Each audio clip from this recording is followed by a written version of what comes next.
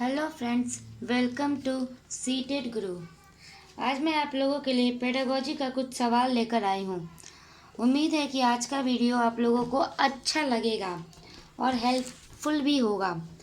तो अगर मेरा वीडियो आपको अच्छा लगता है तो मेरे वीडियो को लाइक, शेयर और सब्सक्राइब ज़रूर कीजिएगा। तो पहला सवाल है, निम्नलिखित में से क्या एक पर्यावरण अध्ययन में ज्ञान की रचना में बहुत ही महत्वपूर्ण है? तो फर्स्ट ऑप्शन है बच्चों की सक्रिय भागीदारी, मतलब कि बच्चे एक्टिव रहेंगे, बच्चे सीखेंगे। सेकंड ऑप्शन है बच्चों के ज्ञान को शिक्षकों के ज्ञान से जोड़ना, जो बच्चों का नॉलेज है उसको टीचर के नॉलेज के साथ कनेक्ट करना। थर्ड है पर्यावरण अध्ययन को कक्षा की चार दीवारी से बाहर सिखाना, यानी कि जो बच्चों का जो नॉलेज है बच्चों को बाहर के लाइफ के साथ कनेक्ट करना है। और फोर्थ है बच्चों के स्थानीय ज्ञान को विद्यालय के ज्ञान से संबंधित करना, यानी कि जो बच्चे का जो नॉलेज है उसको स्कूल के नॉलेज के साथ कनेक्ट करना। जो बच्चे अपने घर से जो नॉलेज लेकर आते हैं उनको स्कूल के नॉलेज के साथ कनेक्ट करना। तो कौन सा ऑप्शन आपका सही होगा? तो इसका ऑप्शन नंबर 1 A, C और D। ऑप्शन नंबर 1 सही है। पहला ऑप्शन है कि बच्चों की सक्रिय भागीदारी, बच्चे एक्टिव रहेंगे, तो ये ऑप्शन सही है। उसके बाद सी है जिसमें बच्चों के जो नॉलेज है उसको स्कूल के चार दीवारी के बाहर की दुनिया के साथ जोड़ना है। और थर्ड है बच्चों के जो स्कूल है, घर के जो नॉलेज है उसको स्कूल के नॉलेज के साथ कनेक्ट करना। तो इसका सही ऑप्शन होगा ACD, यानी कि 1 नंबर।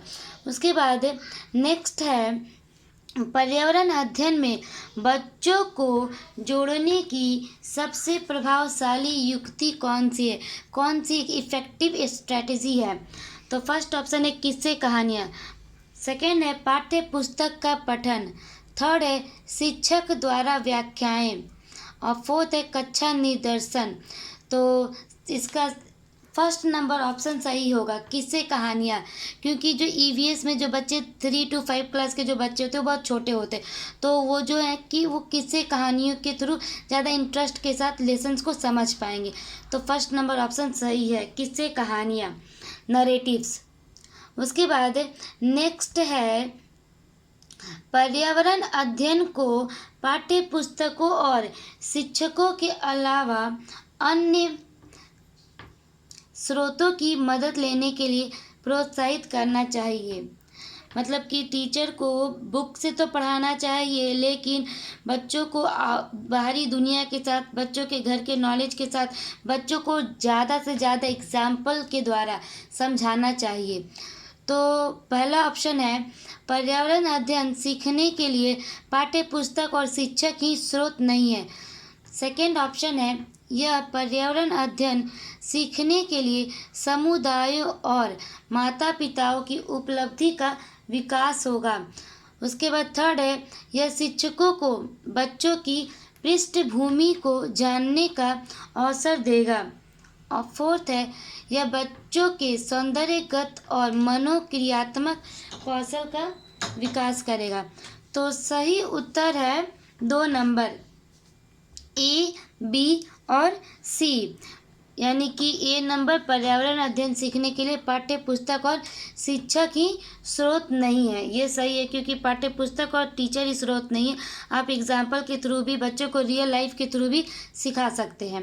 उसके बाद सेकेंड ऑप्शन है यह पर्यावरण अध्ययन सीखने के लिए समुदायों और माता पिताओं की उपस्थिति का विकास करेगा। बच्चे सोसाइटी के बारे में सीखेंगे, पर्यावरण के थ्रू ही सीखेंगे। तो ये भी ऑप्शन सही है। और उसके बाद है यह शिक्षकों को बच्चों की पृष्ठभूमि को जानने का अवसर देगा, यानी कि टीचर जान पाएंगे बच्चे कहाँ तक सीख रहे, कैसे सीख रहे, उनका नॉलेज कहाँ है, वो कहाँ तक जाना चाहते हैं। तो A, B और C ऑप्शन सही है।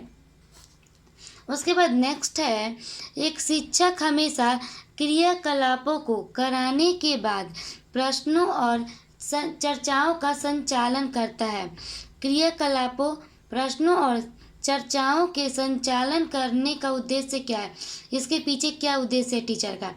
तो फर्स्ट ऑप्शन है बच्चों की प्रक्रिया कौशल का आकलन, बच्चों को खोजने का अवसर देना। थर्ड है बच्चों को अपनी अभिव्यक्ति का अवसर देना। और फोर्थ है बच्चों में उनके सीखने की गति के आधार पर विभेद करना। तो इसका सही उत्तर है फोर्थ नंबर ABC, यानी कि बच्चों की प्रक्रिया कौशलों का आकलन। सेकेंड है बच्चों को खोजने का अवसर देना, यानी कि बच्चों को ज़्यादा से ज़्यादा अपॉर्चुनिटी देंगे ताकि वो ज़्यादा से ज़्यादा अपने आप को एक्सप्लोर कर सके। उसके बाद थर्ड है बच्चों को उनकी अभिव्यक्ति, मतलब बच्चे को अपॉर्चुनिटी देंगे उनके फीलिंग्स को, उनके थॉट को सामने रखने के लिए कि बच्चे क्या सोच रहे हैं। तो ABC सही उत्तर होगा। उसके बाद नेक्स्ट है एक शिक्षक खाना किस प्रकार से खराब होता है पर एक प्रयोग करता है। शिक्षक बच्चों के समूह बनाकर उनको प्रयोग से संबंधित सामग्री देता है। शिक्षक बच्चों के समूह क्यों बनाता है? ए नंबर ऑप्शन है यह सहपाठी अधिगम का समर्थन करता है। बी है यह बच्चों की सामाजिक अंतःक्रिया में सुधार करता है। सी है समूह अधिगम बिना बोझ के पर्यावरण अध्ययन के अधिगम का प्रभावशाली तरीका है। और डी है कक्षा में अनुशासन को बनाए रखने के लिए समूह में अधिगम एक महत्वपूर्ण युक्ति है। तो इसका सही उत्तर होगा 1 नंबर, यानी कि फर्स्ट ऑप्शन ए और बी। टीचर जो है वो ग्रुप लर्निंग को प्रोत्साहित करता है, समर्थन करता है। बच्चे ग्रुप लर्निंग के थ्रू सीखेंगे और जिससे बच्चों में क्या होगा, सामाजिक अंतःक्रिया होगा, यानी कि सोशल इंटरेक्शन होगा। तो 1 नंबर फर्स्ट ऑप्शन आपका सही है। सहपाठी अधिगम यानी ग्रुप लर्निंग को प्रमोट करना है और बच्चे सोशल इंटरेक्शन करेंगे जिससे वो ज़्यादा से ज़्यादा सीखेंगे। उसके बाद नेक्स्ट है निम्नलिखित में से क्या पर्यावरण अध्ययन में आकलन के लिए संकेतक नहीं होना चाहिए? यहाँ पे देखिएगा सवाल पूछा है नहीं। तो पहला ऑप्शन है आपका न्याय और समानता के प्रति सरोकार। सेकंड है सहभागिता। थर्ड है याद करना। और फोर्थ है प्रश्न पूछना। तो इसका सही आंसर होगा आपका याद करना। सवाल है क्या नहीं होना चाहिए, तो याद करना। कभी भी मेमोराइजेशन पर ज़्यादा बल नहीं दिया जाता है, याद करना। बाकी 3 ऑप्शन आपके सही है। सहभागिता, बच्चे ज़्यादा से ज़्यादा प्रश्न पूछेंगे, यानी कि बच्चे ज़्यादा से ज़्यादा क्यूरियस है, ज़्यादा से ज़्यादा सीखना चाहते हैं।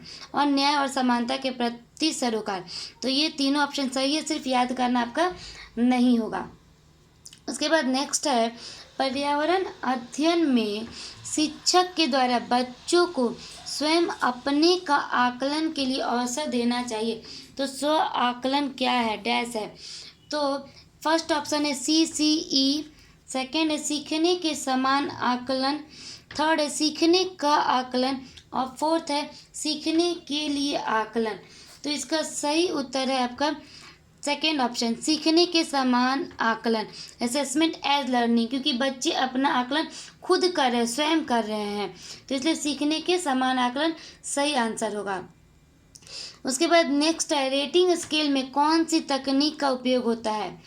फर्स्ट नंबर ऑप्शन है लिखित प्रश्न। सेकेंड नंबर है अवलोकन। थर्ड है जांच सूची। और फोर्थ है अधिविन्यास। तो इसका सही आंसर होगा सेकेंड नंबर अवलोकन। ऑब्जर्वेशन के थ्रू ही रेटिंग दिया जाता है। तो सेकेंड नंबर ऑप्शन आपका सही है। उसके बाद नेक्स्ट है निम्नलिखित में से कौन पर्यावरण अध्ययन का उद्देश्य नहीं है? बच्चों की जिज्ञासा और सृजनात्मकता का पोषण करना, परिवेशीय मुद्दों पर जागरूकता का विकास करना, बच्चे को स्वयं अपने हाथ से कार्य करने और खोजने की क्रियाकलापों से जोड़ना, और फोर्थ है बच्चों को पाठ्यपुस्तक की परिभाषाएं प्रदान करने के लिए प्रोत्साहित करना। तो इसका सही आंसर होगा फोर्थ नंबर। बच्चों, क्योंकि सवाल पूछा है कि कौन सा एक उद्देश्य नहीं है, तो पहला ऑप्शन आपका सही है। बच्चे जितना ज़्यादा क्यूरियस रहेंगे, क्रिएटिव रहेंगे, वो अच्छा होगा। सेकेंड है कि परिवेशीय मुद्दों पर जागरूकता का विकास करना, बच्चे में अवेयरनेस लाना इन्वायरमेंट के लिए। और थर्ड है बच्चों को स्वयं अपने हाथ से कार्य करने और खोजने की क्रियाकलापों से जोड़ना, यानी कि बच्चे हैंड्स ऑन एक्टिविटी यानी कि खुद करके सीखेंगे। तो सवाल है आपका कि कौन सा उद्देश्य नहीं है, तो फोर्थ नंबर ऑप्शन सही है। बच्चों को पाठ्य पुस्तक की परिभाषाएं प्रदान करने के लिए प्रोत्साहित करना, क्योंकि बच्चे एग्जाम्पल के थ्रू ज़्यादा समझेंगे, बच्चे रियल लाइफ एग्जाम्पल से ज़्यादा समझेंगे, बच्चे हैंड्स ऑन एक्टिविटी के थ्रू ज़्यादा सीखेंगे। तो आपका यहाँ पे कि परिभाषा, सिर्फ परिभाषा के थ्रू बच्चे नहीं सीखेंगे, ये क्या हो गया कि आपका रोट मेमोराइजेशन पे को प्रमोट कर रहा है। तो फोर्थ नंबर ऑप्शन गलत है। उसके बाद नेक्स्ट है पर्यावरण अध्ययन में चित्र पढ़ना एक महत्वपूर्ण क्रियाकलाप है। निम्नलिखित में से कौन सा संकेतकों का बच्चों में आकलन चित्र पढ़ने के द्वारा हो सकता है? फर्स्ट है अवलोकन और अभिलेखन, सेकंड है अभिव्यक्ति, थर्ड है विश्लेषण और फोर्थ है प्रयोग करना। तो इसका सही आंसर होगा सेकेंड नंबर ए, बी और सी, यानी कि अवलोकन ऑब्जर्विंग और रिकॉर्डिंग, अवलोकन और अभिलेखन, अभिव्यक्ति बच्चे एक्सप्रेस करेंगे, थर्ड है विश्लेषण बच्चे एनालाइज करेंगे। तो ये तीनों ऑप्शन आपका सही है, यानी कि सही आंसर ए, बी और सी। उसके बाद नेक्स्ट है किसी पर्वतीय क्षेत्र में प्रेक्षण करने पर यह पाया गया कि लोगों ने अपने घर पत्थर, मिट्टी, लकड़ी और चूने से बनाए हैं। यह घर 2 मंजिले हैं, नीचे की मंजिल पर जानवरों को रखते हैं तथा ज़रूरत का सामान भी इकट्ठा करके रखते हैं। वह स्वयं पहली मंजिल पर रहते हैं। सभी घरों की छतें समतल हैं तथा इन्हें पेड़ों के मोटे तनों से बनाया गया है। यह पर्वतीय क्षेत्र नीचे दिए गए किस प्रदेश का भाग है? तो यह आपका एक एनसीईआरटी बुक का एक लेसन है जिसमें आपका बताया गया है कि डिफरेंट स्टेट में कैसे कैसे घर पाए जाते हैं। तो यहाँ पे बताया गया है कि घर है जिसमें 2 मंजिला घर है, ग्राउंड फ्लोर पे जानवर रखे जाते हैं और फर्स्ट फ्लोर पे खुद आदमी लोग रहते हैं। तो ऑप्शन है आपका फर्स्ट अरुणाचल प्रदेश, सेकेंड है मेघालय, थर्ड है हिमाचल प्रदेश और फोर्थ है जम्मू कश्मीर। तो इसका सही आंसर होगा जम्मू कश्मीर। जम्मू कश्मीर में जो छत होते हैं वो समतल होते हैं और वहाँ पे 2 फ्लोर का घर होता है, ग्राउंड फ्लोर पे जानवर और फर्स्ट फ्लोर पे आदमी लोग खुद रहते हैं। उसके बाद नेक्स्ट है झूम खेती में अपनाई जाने वाली पद्धति के विषय में नीचे दिए गए कथनों पर विचार कीजिए। फर्स्ट ऑप्शन है यह एक फसल प्राप्त कटने के बाद जमीन को कुछ साल तक ऐसे ही छोड़ देते हैं। सेकेंड है इस जगह को बांस या खरपतवार जंगल उग जाते हैं उसे उखाड़कर जला देते हैं। थर्ड है खरपतवार आदि को जलने पर प्राप्त राख को खाद की तरह काम में लाते हैं। और थर्ड है जब इस जमीन में खेतों की बारी आती है तो बीज छिड़कने से पहले इसे गहरा जोता जाता है। तो इसका सही आंसर होगा एक फर्स्ट ऑप्शन केवल ए, क्योंकि जब इसे ज़मीन को गहरा नहीं खोदा जाता, बस उसको थोड़ा सा प्लग कर दिया जाता है, उसके बाद फसल का जो होता है रोपण किया जाता है। लेकिन फर्स्ट ऑप्शन नंबर सही है क्योंकि एक फसल प्राप्त करने के बाद ज़मीन को कुछ साल के लिए छोड़ दिया जाता है। उसके बाद नेक्स्ट है नारियल डली हुई किसी भी करी के साथ उबला हुआ टैपियोका निम्नलिखित में से किस क्षेत्र का प्रिय भोजन है? किस स्टेट का ये फेमस फूड है? तो यह है आपका केरला का। ये जो लेसन है आपका एनसीईआरटी के क्लास 3 में ये एक लेसन है फूड, जिसमें डिफरेंट स्टेट के फूड के बारे में बताया गया है। तो टेपियोका कहाँ का फूड है? तो आपका केरला का फूड है। उसके बाद नेक्स्ट है आमतौर पर यह माना जाता है कि रात में जागने वाले जानवर हर चीज़ को जिस रंग में देखते हैं रंग है। तो कौन से रंग में उन्हें दिखाई देता है? जो जानवर रात में देखते हैं तो उन्हें काला और सफ़ेद दिखाई देता है। फोर्थ नंबर ऑप्शन सही है, ब्लैक एंड वाइट। जितने भी जानवर जो रात में जैसे उल्लू जागता है तो उसे सभी चीज़ क्या चीज़ में दिखाई देंगे? तो ब्लैक एंड वाइट कलर में। लेकिन दिन में जो जानवर जागते हैं उन्हें कलरफुल दिखाई देता है। और यह भी लेसन जो आपका ईवीएस का क्लास 3 में है एनसीईआरटी के बुक में। उसके बाद नेक्स्ट है केचुओं को किसानों का मित्र माना जाता है। अर्थवान को इसके लिए निम्नलिखित में से सही कारणों को चुनिए। के फर्स्ट ऑप्शन है केचुए मृत पत्तियों और पौधों को खाते हैं तथा इनके मल से जमीन उपजाऊ बनती है। सेकेंड है केचुए खरपतवार खाते हैं जिससे मुख्य फसल की रक्षा होती है। थर्ड है केचुए जमीन में छेद बनाते हैं जिससे जमीन पोली हो जाती है। और फोर्थ है केचुओं द्वारा बनाए गए छेदों से जमीन को आसानी से हवा और पानी मिल जाता है। तो इसका सही आंसर होगा सी नंबर, सी डी और ए, यानी कि ए नंबर केचुए जो है वो क्या खाते हैं, मृत पत्तियों और पौधों को खाते हैं। जो उनका मल होता है उससे ज़मीन क्या होती है, उपजाऊ होती है। और थर्ड सी नंबर है केचुए ज़मीन में छेद बनाते हैं जिससे ज़मीन जो होती है वो पोली हो जाती है। और फोर्थ है केचुए द्वारा बनाए गए छेदों से जमीन को क्या मिलती है, हवा मिलती है और पानी मिल जाता है। तो इसका सही आंसर होगा सी डी ए, यानी कि थर्ड नंबर ऑप्शन। उसके बाद नेक्स्ट है आदिवासी हजारों साल पहले से कांसे ब्रॉन्ज की चीज़ें बनाते आए हैं। आज भी हमारे घरों में कांसे का उपयोग होता है। कांसे के विषय में निम्नलिखित में से सबसे सही कथन चुनिए। तो फर्स्ट ऑप्शन है यह एल्यूमिनियम और तांबे की भांति एक तत्व है। सेकेंड है यह पीतल और तांबे का एक मिश्रण है। थर्ड है यह तांबे जस्ता तथा एल्यूमिनियम का मिश्रण है। और फोर्थ है यह तांबे और टीन का मिश्रण है।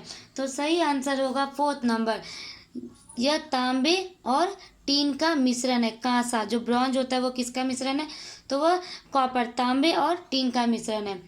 तो यह था दोस्तों आपका कुछ पेडागोजी का सवाल। उम्मीद है कि आपको आज का सेशन पसंद आएगा। अगर मेरा वीडियो आपको अच्छा लगता है तो मेरे वीडियो को लाइक, शेयर और सब्सक्राइब ज़रूर कीजिएगा।